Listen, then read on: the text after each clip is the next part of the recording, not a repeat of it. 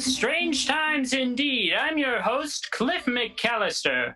Welcome to Strange Times Indeed, a weekly call-in show here on Met Comedy Night. It's twitch.tv/Met Comedy Night. Now, we're thrilled to be a part of this new network. Of course, I don't necessarily understand what they thought was so funny about our show. Now, these things are pretty serious business. UFOs, Mothmen, ghosts, extraterrestrials. Very important information out there. Not quite something to be rattled off as comedy, but here we are. I'm Cliff McCallister, and you're watching Strange Times Indeed. Today, July 2nd, is World UFO Day. That's right. The day we, around the world, celebrate the unidentified flying objects in our lives. And to get things started, some important business for the show tonight. Some important things you might want to know if you should ever see a UFO. These are our tips from Strange Times Indeed as to what constitutes what you must do if you witness an unidentified flying object. Point number 1, do not call the police. Under no circumstances, when witnessing a UFO, should you dial 911. You don't want your sighting to be the start of an intergalactic war. Best to leave the trigger-happy police state out of this one. Part 2, get evidence. Everyone has a camera.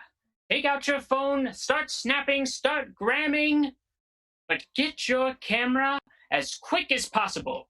UFOs have been known to warp out of sight with no notice, so don't worry about checking your focus, your aperture settings, your white balance. Just start taking pictures. Part 3, track the object. What landmarks are you near? More importantly, what landmarks are the UFOs near? Is the UFO near you? Are you near the UFO? These things matter. Is the UFO in the sky? Could it be said to be flying? Because if it is not not an unidentified flying object. You have found a car. You're looking at a car. What you should be looking for and trying to find a UFO is something in the sky. I cannot stress this enough. If we get another person calls in about a roving UFO, and it turns out to be an 18-wheeler that passed by while they were taking a piss on the side of the highway, I will lose my damn cool on this show. And I prefer not to do that. Now, after you track the object, note the time. Now, this is very important. Take note of the time. Has it been 3 hours since you last checked your watch? You could be experiencing missing time, a common affliction among the abducted. But you can only know for sure if you're experiencing missing time if you're aware of the time. Keep an eye on the craft, keep an eye on your camera, and keep an eye on your watch. Part 5, gather witnesses. With a hand on your watch and a hand on your camera, use a free appendage to flag down other onlookers. Remember, more witnesses mean more credibility. A crank sees a UFO alone. A community sees a UFO together. Part number 6, go with the flow. If the craft is still visible at this stage, do what comes natural. Attempt contact. Await abduction. What is happening now is a blessing, no matter how cosmically horrific it may become. No matter if you are sucked up into a ship, evidence in hand, leaving your family, friends and pets, to assume that you have carelessly abandoned them? Most go missing for more than a number of hours, for no more than a number of hours. But some have never returned. And wouldn't it be nice to take an unplanned vacation to some extraterrestrial civilization? Part 7. Report it. If you have not been taken, or perhaps you have, and you have been returned to Earth, immediately write down what you experienced. Write it down on paper and mail it to yourself so you have a sealed, time-stamped account of what you've witnessed. Then send a digital copy of your report to strangetipsindeed@gmail.com. Once again, that's strangetipsindeed@gmail.com, and we will share your experience on the show. Perhaps you'll even get to call in and share your experience with us. If you've experienced a UFO sighting and would like to share with us on air tonight, you can call in using the link in the comments. Stephen Craig, our brilliant technical director, has posted the link. He's our moderator over on Twitch as well. So feel free, you can hit that link, you can share that. Come and join us over on, you'll enter a Zoom call, we'll bring you into the room, we'll have a good time, and let's see, it looks like we are getting our first caller of the night. We're gonna go ahead and bring them in here. You're watching Strange Times Indeed. I'm Cliff McCallister. Hello, is this Team Seltzer? Hi, it is. Well, it's Team One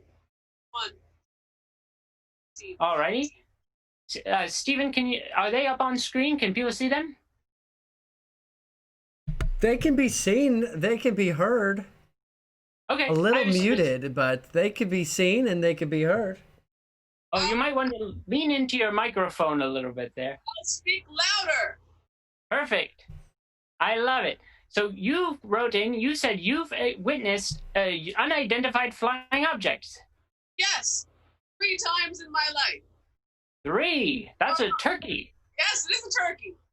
But two stories that I have, 3 stories I have from when I was young.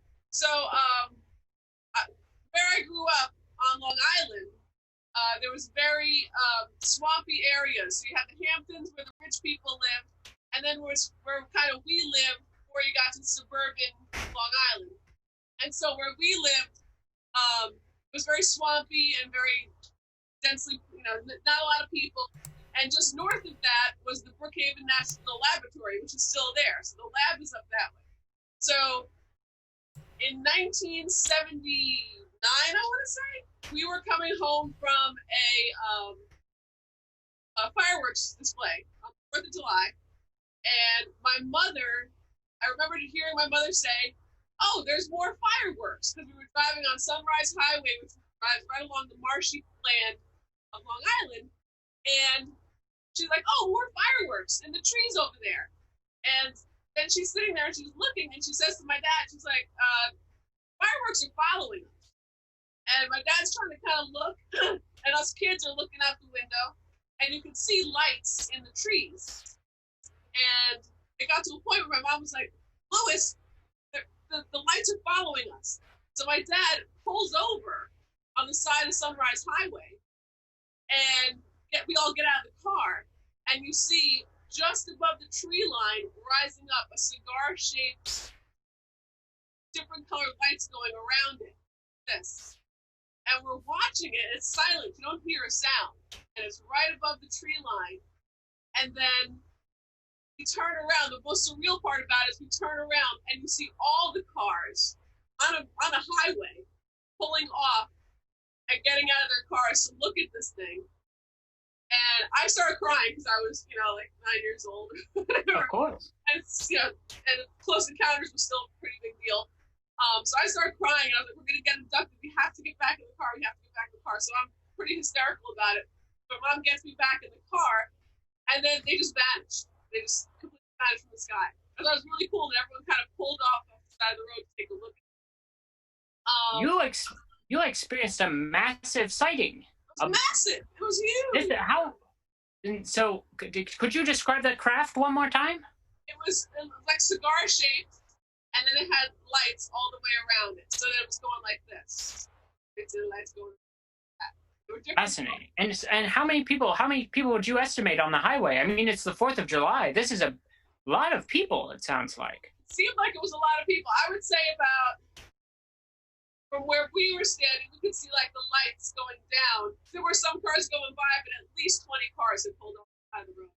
The families were just standing outside. We were coming back from Riverhead, Long Island, which is further east than our house, and we're heading back pretty fast.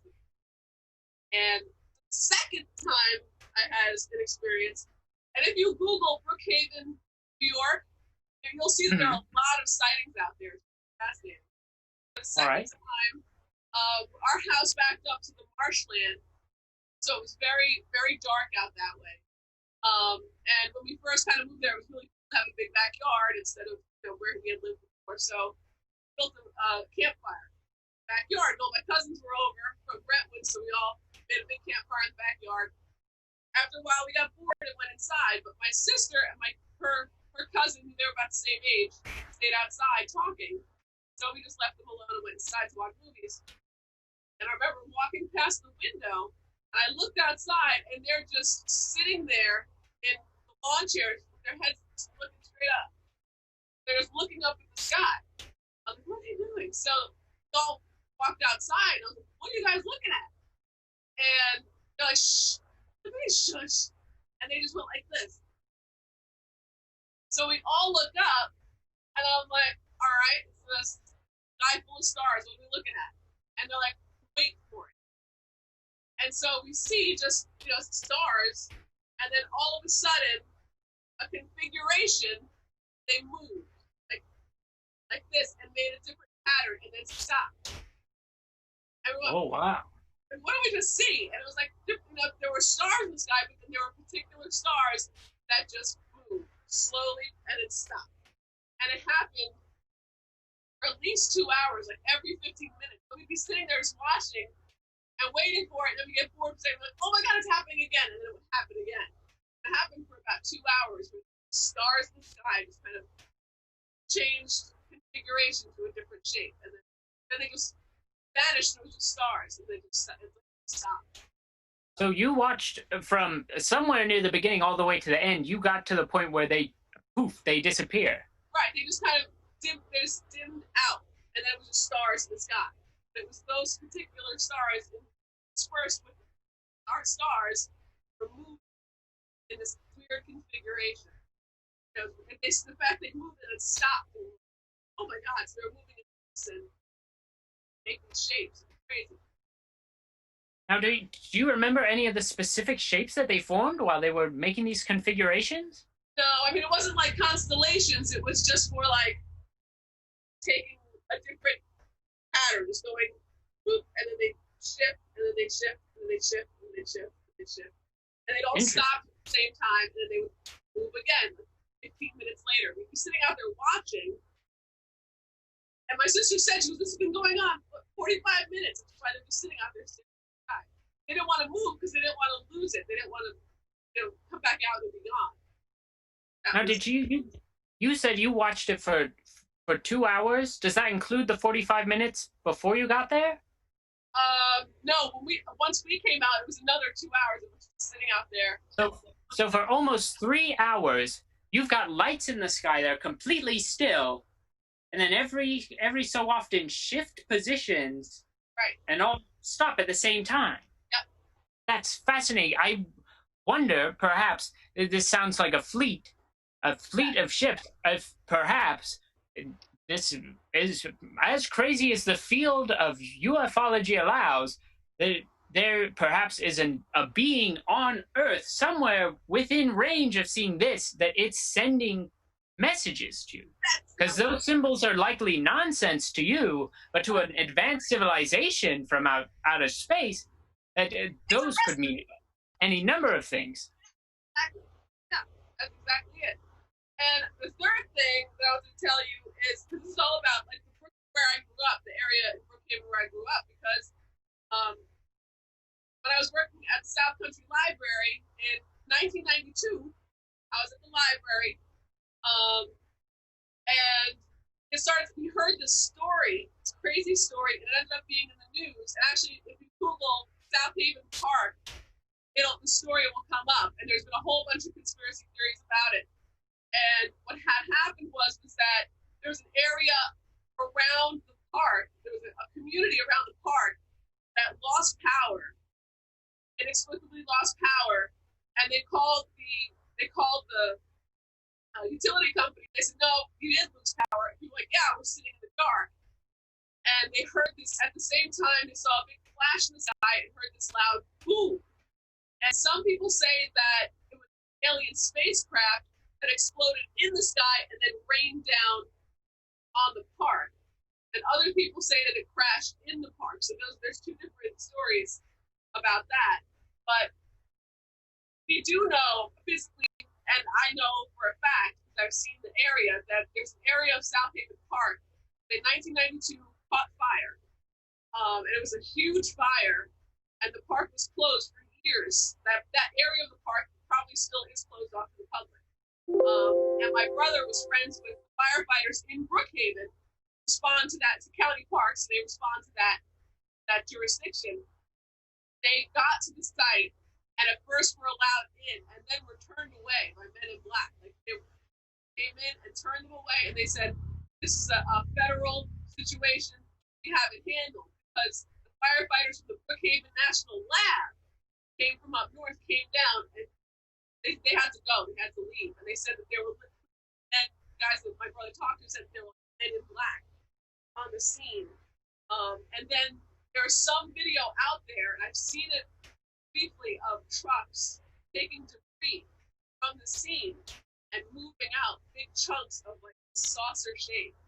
And like I said, there was bodies and the big crash site. And at the library, like the next day, everyone was talking about it. Like, oh my gosh, you hear about the UFO crash in South Haven Park? And it's been like, for years and years, it's been the lore that there was a UFO crash in South Haven Park. And I totally believe it, because the whole town was talking about it. And there were people that saw, I mean, like, people were coming into the library, like, I saw this flash, I saw something come out of the sky. I was, it's really happened. And then my brothers, whose friends are firefighters, being like, hey, we couldn't even get in there. There's a fire blazing, and we couldn't get in there. Few parts of the park that you can see, like if you go parts, it doesn't look like a real fire. It looks like burnt, like blackish burns, but not a fire. It's a very strange situation. So, yeah, that one. Yeah. Oh, absolutely. That's quite an experience. Would you say you've seen? Is the area still similarly? Can you tell, like, if you were to go back now, still see bits of evidence of that? I don't know, and I don't know if South Haven Park still exists. They might have shut it down completely. I'm gonna look up if they've actually shut down the park, because when I went back years later, that part of the park was still closed off to the public. Still couldn't have been there for years, and it's like it was fire. It should be better now, but there's certain parts of that park that were Fascinating. Well, Leah, thank you so much for calling Strange Times Indeed and sharing your stories with us tonight. We're truly some fascinating sightings. Sure. Yeah, and I've seen it up here, but nothing like that. Nothing. Oh, absolutely. I mean, that's 3 sightings. That's a turkey. Most people are lucky. Most people are lucky to get one in their life. But I think it was the area that we lived in. It's like a hot spot, when we were growing up. Sounds like it. Yeah. Well, Leah, we'll go ahead and let you go. Thank you so much for calling in tonight. Thank you for having me. Of course. Let's see. Let's get her out of there. Goodbye. All right, how about that? 3 sightings in a lifetime. Some people rarely get one. Here on Strange Times Indeed with Cliff McCallister, today, July 2nd, is World UFO Day. Now, we're going to give you a quick reminder.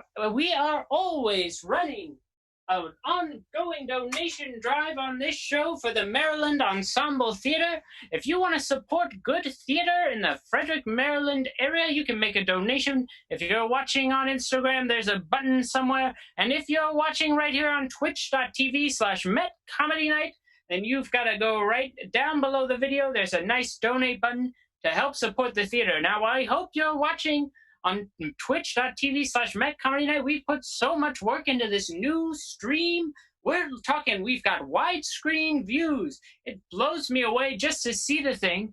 I'm so used to doing it on Instagram where I'm working shoulder to shoulder. I'm so confined in my space on Instagram. But when I'm on Twitch, when I'm on this new channel, oh golly, I've got room from left to right just to let my wings fly free like the Mothman. We've talked about a number of times on Strange Times Indeed with Cliff McCallister, and of course that is the show you're watching here on twitch.tv/Met Comedy Night. Now today is World UFO Day, and that is why we are taking phone calls pertaining to UFO sightings, incidences with extraterrestrials that you may have experienced. So our incredible tech operator, Stephen Craig, he's going to post our Zoom link in the comments over here on Twitch. If you'd like to call in tonight, please go ahead and give us a call there. You'll get into the waiting room. And then if you get in, we'll talk about whatever it is you've experienced. Now, I know what you're thinking at home. Cliff, why is July 2nd World UFO Day? Well, July 2nd, that takes us all the way back to July 2nd, 1947. This was the day of the famous Roswell crash in Roswell, New Mexico. On this day, at Foster Ranch down in Roswell, New Mexico, a UFO crashes into the ground, or the rancher comes upon it. He gets this, he says, what in the world is this? What has crashed on my land? Mind you, this is 1947. This is a time when flying saucer sightings were almost at an all-time high. People are seeing them all over the place. This is a new occurrence in quite some time. This is the first time one has seemed to make contact in a small town in Roswell, New Mexico, leaving this rancher baffled. It's assumed that this crash might have happened late at night sometime before. It's unsure how recent the crash is. On July 2nd, he finds this thing. He tells the sheriff about it. Well, the sheriff knows that they're right by an Air Force base. So they bring the Air Force in. The Air Force takes a look at this. Now, this is in New Mexico, mind you. Places where the U.S. government has tested nuclear weapons for quite some time.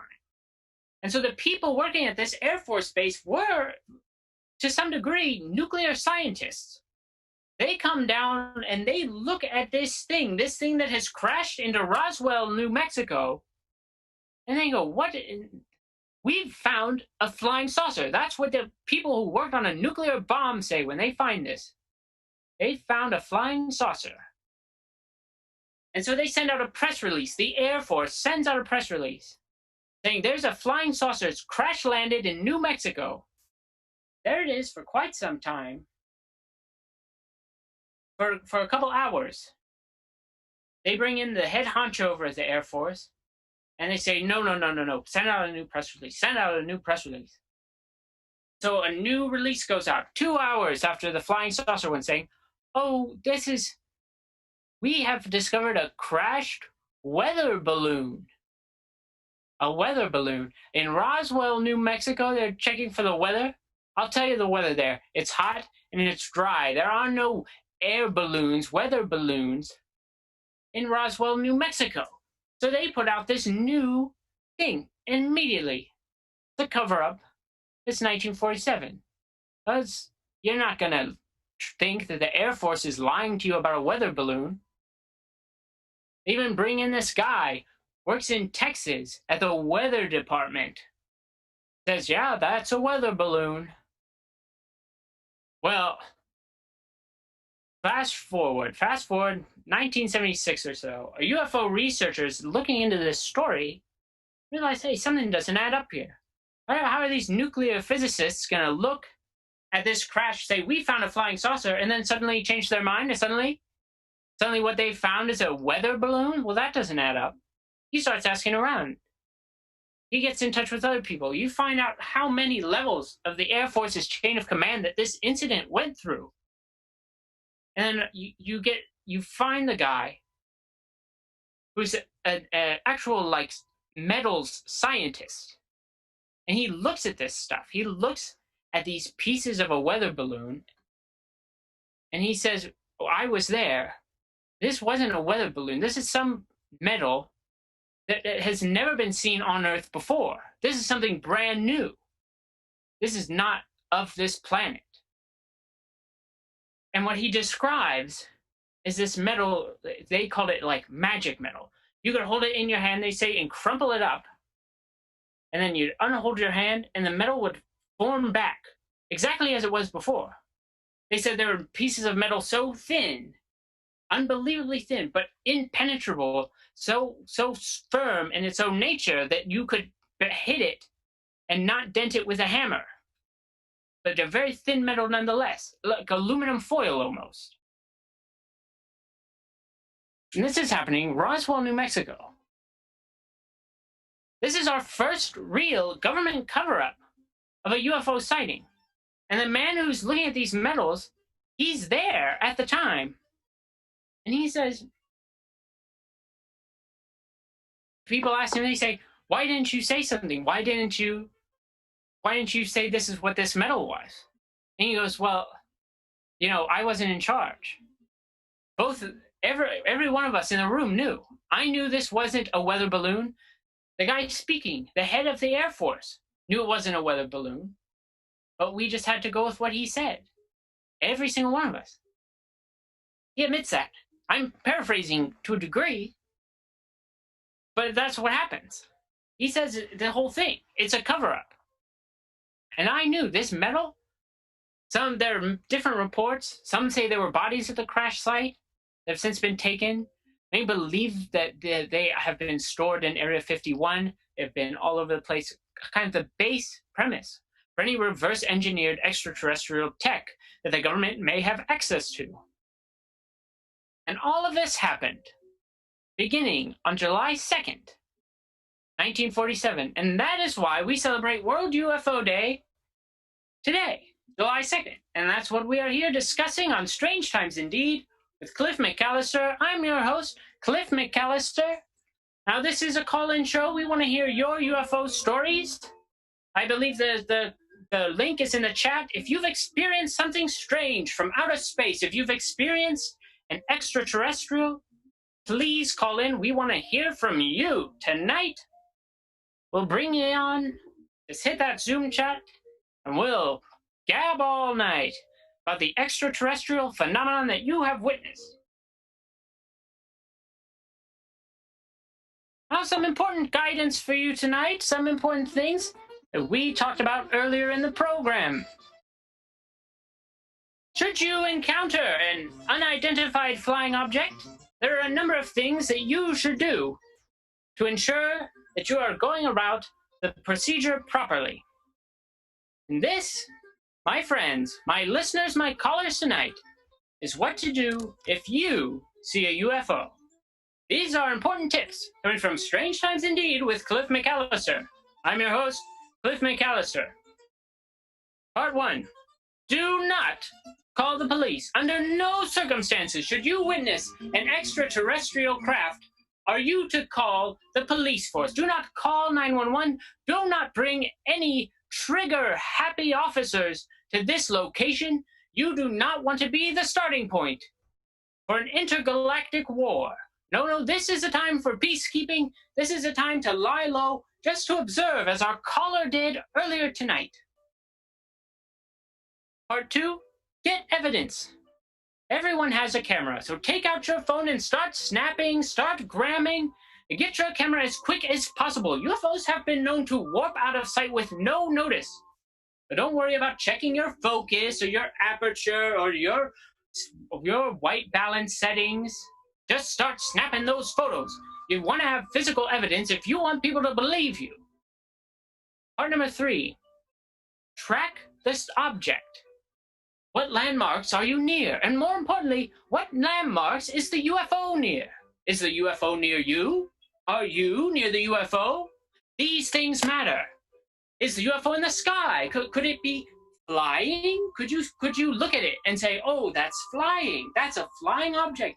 And I have no clue what it is. That must make it an unidentified flying object. A UFO, as it were. Well, if it's not flying, it's not a UFO. And we don't want reports of things that aren't UFOs, which isn't entirely true. If you write into strangetipsindeed@gmail.com, we want to hear whatever strange things you've encountered, be it interdimensional beings, be it ghosts, extraterrestrials, anything like that. We want to hear about it on Strange Times Indeed. Continuing, note the time. Now, this is very important. Take a note of the time. Has it been 3 hours since you last checked your watch? You could be experiencing missing time, a common affliction among the abducted. But you can only know for sure if you are experiencing missing time if you are aware of the time. Keep an eye on the craft, keep an eye on your camera, and keep an eye on your watch. Gather witnesses. With a hand on your watch and a hand on your camera, use a free appendage to flag down other onlookers. Remember, more witnesses mean more credibility. A crank sees a UFO alone. A community sees a UFO together. 6. Go with the flow. If the craft is still visible at this stage, do what comes natural. Attempt contact. Await abduction. What is happening now is a blessing, no matter how cosmically horrific it might become. No matter if you should be sucked up into the ship, evidence in hand, leaving your family and friends and pets to assume that you have carelessly abandoned them. Most go missing for no more than a number of hours. But some have never returned. And wouldn't it be nice to take an unplanned vacation to some extraterrestrial civilization? Part 7. Report it. If you have not been taken, or perhaps you have, and you have been returned to Earth, immediately write down what you have experienced. Write it down on paper and mail it to yourself, so that you have a sealed, time-stamped account of what you have witnessed, and a poor man's copyright. Send a digital copy of your reports to strangetipsindeed@gmail.com, and we will share your experience on the show. And if you've experienced a UFO sighting that you would like to share with us on air tonight, please call in. We've got the link in the comments. We want to hear your UFO tales tonight on Strange Times Indeed. Now, here's a question coming to us from our Instagram chat. This is from Barefootin52. He asks, are UFOs more common on the 4th of July so they can blend in with fireworks? Well, this is a great question, and also ties in with an earlier call. If we've got any new listeners or new viewers, you may have missed this call from a caller earlier tonight who witnessed a UFO sighting on the 4th of July. She's driving home with her family after seeing the fireworks. It's all over. And all of a sudden, her mother's watching the fireworks out the window. She turns to her husband and says, honey, those fireworks are following us. We're being followed by these fireworks. So he pulls over the car. He stops. They look out the window. And there's something up in the sky. It is following them. They get out.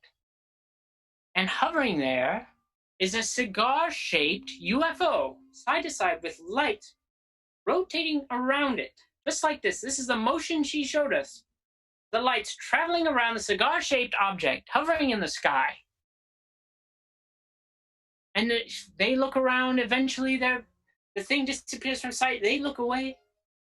And there's all these other cars on the side of the highway, people who have pulled over to witness this UFO, to bear witness to this incredible spaceship flying above them on the 4th of July. Now, this is also not the only 4th of July sighting. In fact, a woman recently in Frederick County sighted a UFO over an Exxon station on the 4th of July. I believe this was 2 years ago. This might have been 2018. Actually, further than that, 2016 perhaps.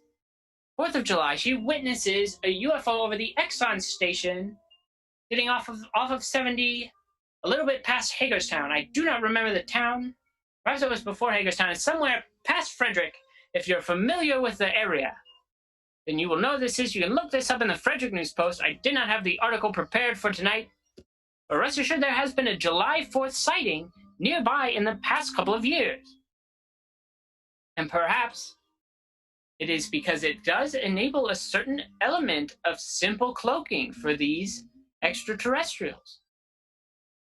for the fireworks to be going off nearby and for their lights not to stick out like a sore thumb at all, for it to just seem completely normal. An easy and unfortunately simple way for extraterrestrials to witness the mankind, particularly Americans, probably at their worst. Drinks in. How many drinks in? 500 drinks in. 1776 beers into the night. And there they are, just hovering above us. Fireworks firing on all sides. Many totally unaware to these extraterrestrial visitors watching us from above as we drink and make asses of ourselves, as we celebrate a history sort of with racism, slavery, and they look at us and they say, ugh, I'd like to suck them up into our ship. Give them what for? Perhaps that's why so many people go missing on the 4th of July. Now, this is not a verified fact, but more people go missing on the 4th of July than any other holiday.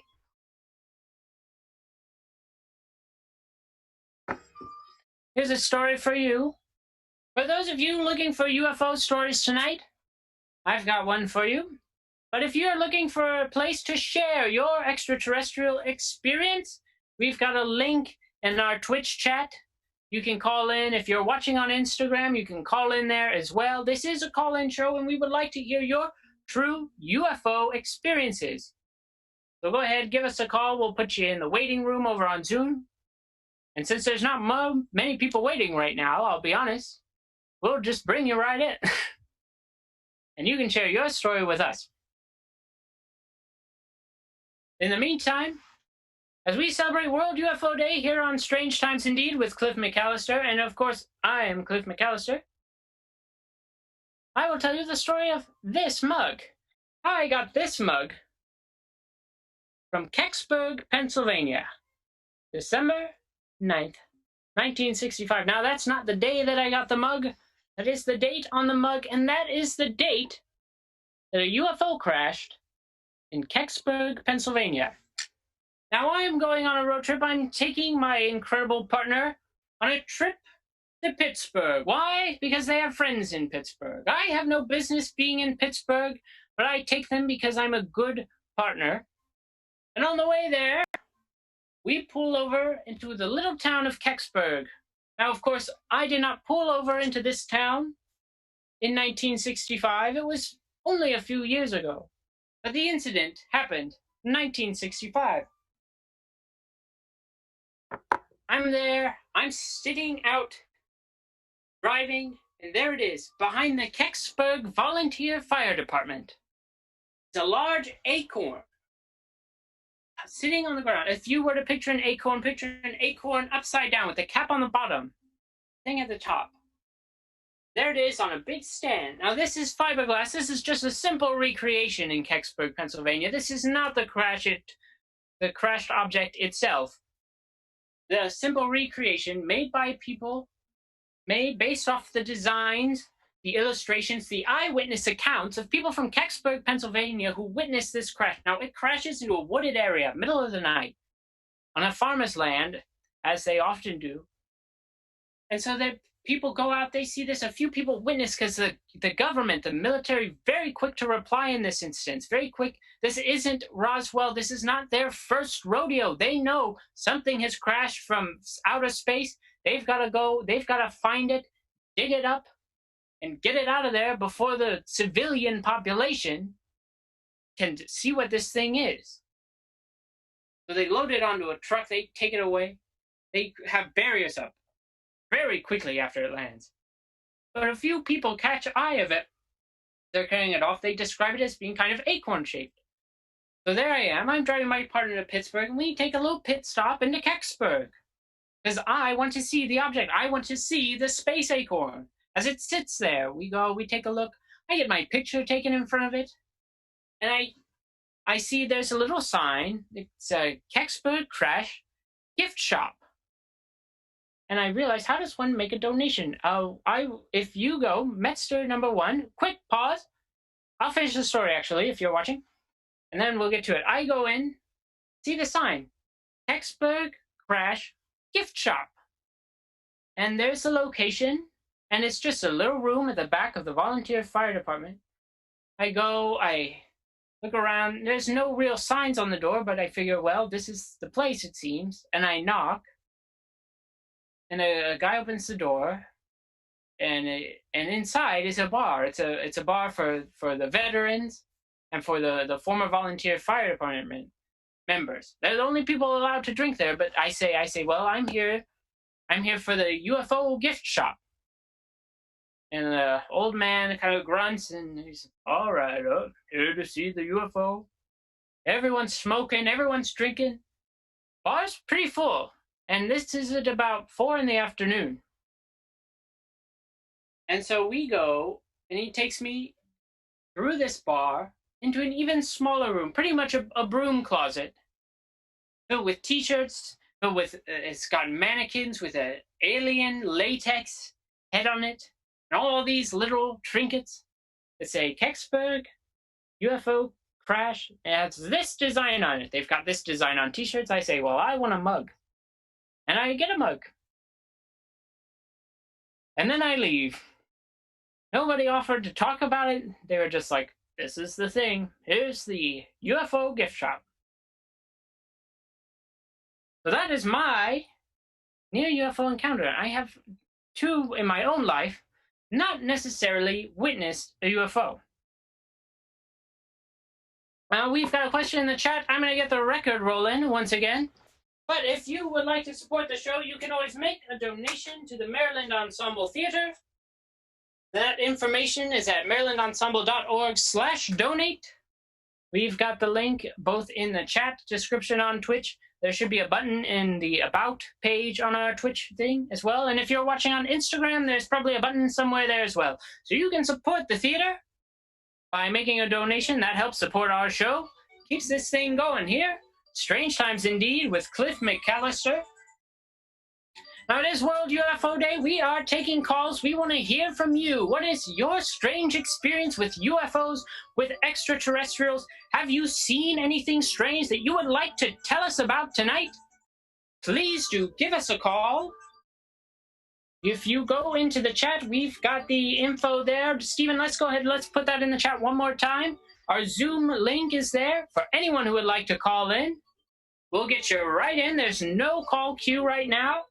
No one is waiting to join, so if you've got something you'd like to share with us on Strange Times Indeed, please give us a call. It is World UFO Day, July 2nd, 2020.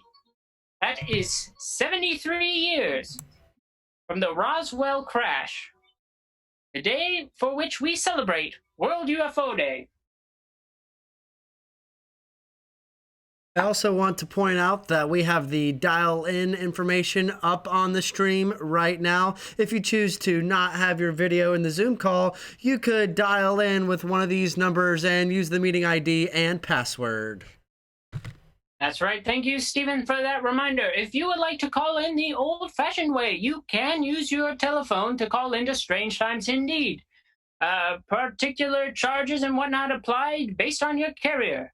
I really don't know what those are, but I should let you know just in case. I do not know if Zoom will charge you money to call in, but you can call in if you prefer to do so the old-fashioned way. Now, here's a strange time indeed. Indeed, I was driving home from the grocer today, and I drive past the old West End laundromat. Now, if you've ever seen the sign of this laundromat, it is a glorious one. It is something straight out of the mid-70s. It looks like a design from the Jetsons. There's a futuristic vision of the past.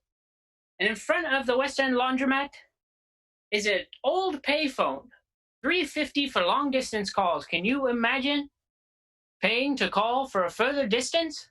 Paying extra for that? Well, this telephone, quite off, quite strange indeed. As you notice, it's hanging upside down with no listener end to the receiver. This is a phone designed only for speaking. You can only call out on the phone and speak, but you can't hear what the other side is saying.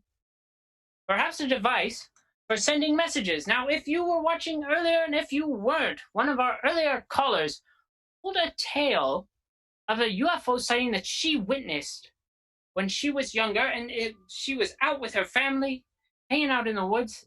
She comes across her sister sitting in a chair, just sitting, looking up at the sky. She goes up to her sister. She's like, "What are you doing there? What's happening?" And she says, "Look up."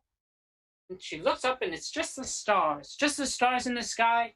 One's there, one's there, one's there, one's there, one's there, one's there, one's there, one's there, one's there, one's there. And she sits, and she's looking at it. And then all of a sudden, without warning, they shift. The lights in the sky all move. Different directions, but together, in the same speed, and stop at the same time. And so,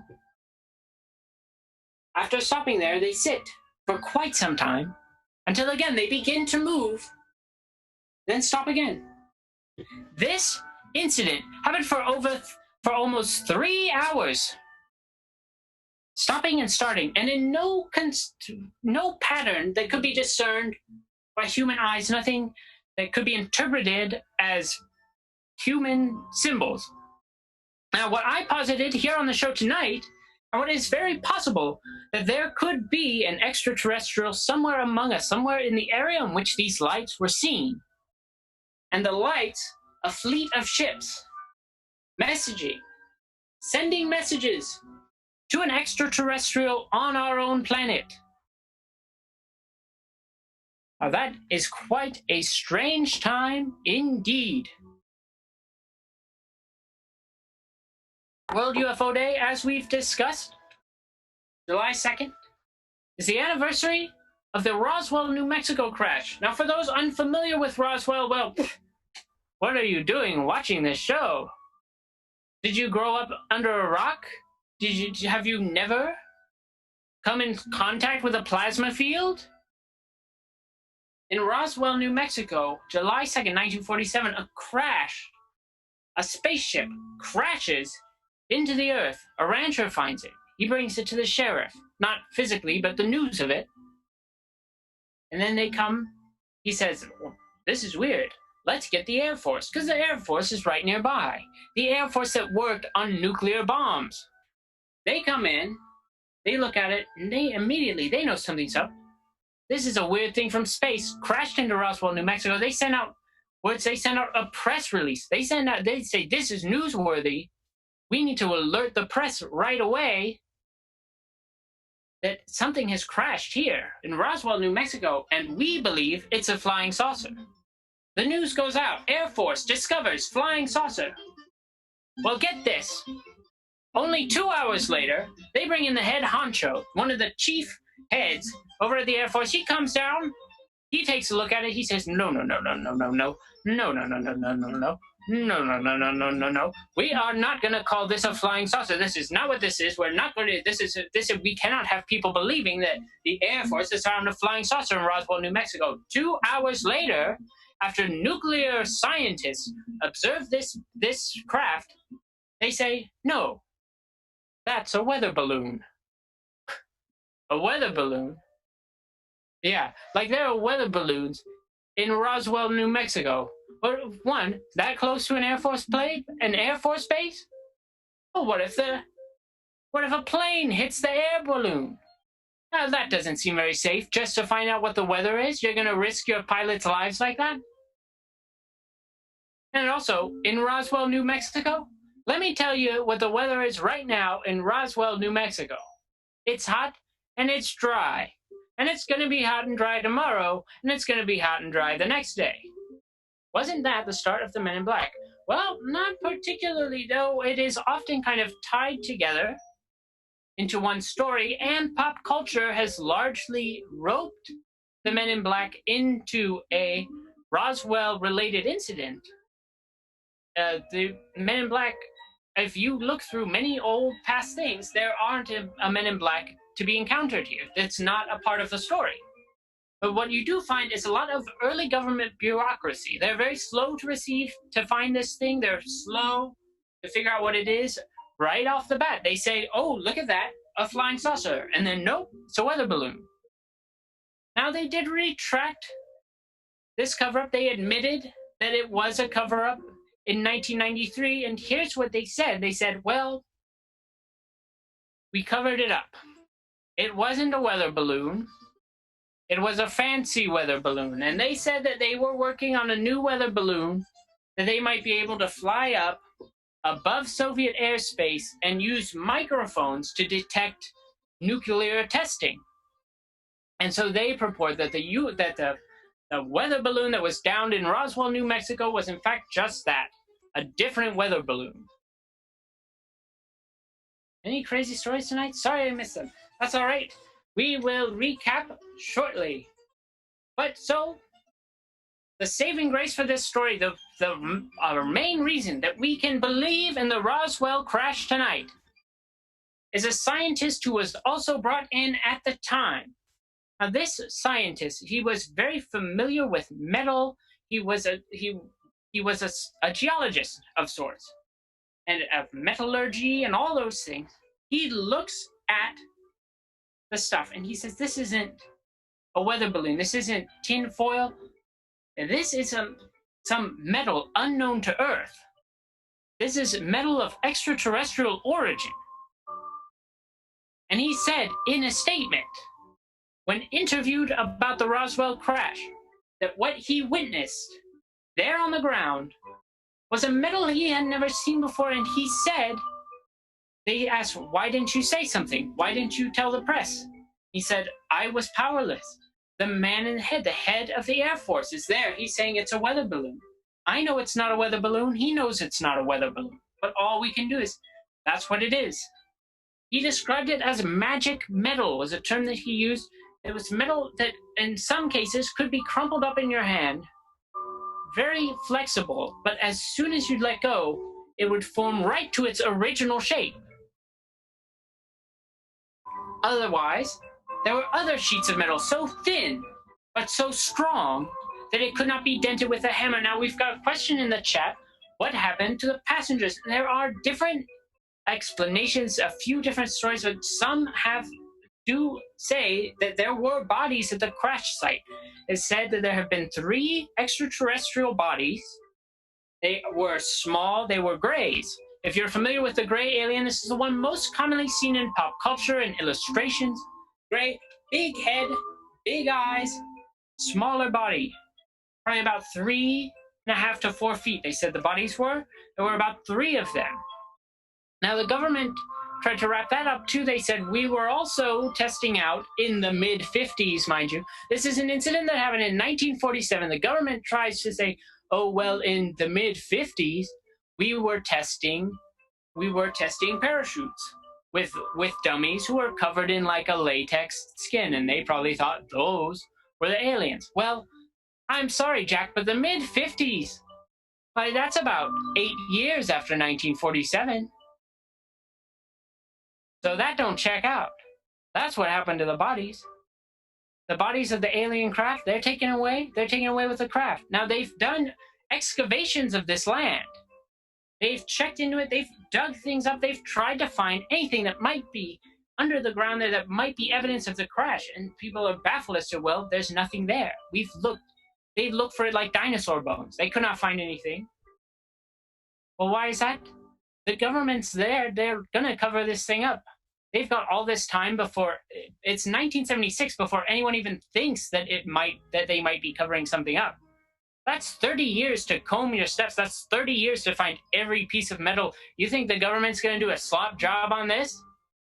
They already slipped up so hard in the beginning. They say it's a flying saucer, and it turns out to be a weather balloon. They say 2 hours later, after nuclear scientists look at this. No, I do not believe it, and I will not have it here. That they're going to slip up after that. They fell so hard right on their face from the very beginning. And now they want to tell you it's a weather balloon. They got all the time in the world to clean that up and say, we were right, it's a weather balloon. And then say, we were wrong, it's a weather balloon, but a good one. Now, a question in the chat here, has anyone tried to track down the farmer? The rancher was there? Yes, and in fact, interestingly enough, after 2 days after the first news story, after the story changes, and they say it's a weather balloon, he puts out a thing. He says the headline article is "Rancher regretful he's come out about this UFO crash." He says he's been harassed by people, and some could say that's an indication of the Men in Black, but really it's believed that this is an indication of just these government Air Force officials trying to keep him quiet about it, trying to say, no, it's a weather balloon. You saw a weather balloon. This is what you're looking at. It's a weather balloon. See this? It's tinfoil. He says he regretted coming out about it. But there have been other scientists who have spoken out.